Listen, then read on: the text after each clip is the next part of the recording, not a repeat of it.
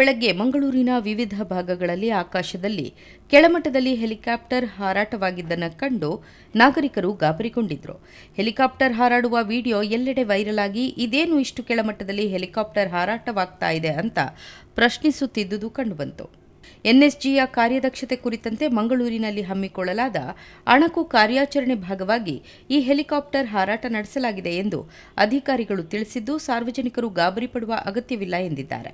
ಭಯೋತ್ಪಾದನಾ ನಿಗ್ರಹ ಕಾರ್ಯಾಚರಣೆಯನ್ನು ಕೇವಲ ಭದ್ರತಾ ಸನ್ನದ್ಧತೆಯನ್ನು ಪರೀಕ್ಷಿಸುವ ಉದ್ದೇಶದಿಂದ ನಡೆಸಲಾಗುತ್ತಿದ್ದು, ಕಾರ್ಯಾಚರಣೆಯ ಅವಧಿಯಲ್ಲಿ ಸಾರ್ವಜನಿಕರು ಸಂಚಾರ ನಿಯಂತ್ರಣ ಸೇರಿದಂತೆ ಭದ್ರತಾ ಸಿಬ್ಬಂದಿಯ ಸೂಚನೆಗಳನ್ನು ಪಾಲಿಸಿ ಅಗತ್ಯ ಸಹಕಾರ ನೀಡುವಂತೆ ಹಾಗೂ ಯಾವುದೇ ವದಂತಿಗಳಿಗೆ ಕಿವಿಗೊಡದೆ ಜಿಲ್ಲಾಡಳಿತ ಮತ್ತು ಪೊಲೀಸ್ ಇಲಾಖೆಯೊಂದಿಗೆ ಸಹಕರಿಸುವಂತೆ ಜಿಲ್ಲಾಡಳಿತ ಮನವಿಯನ್ನ ಮಾಡಿದೆ.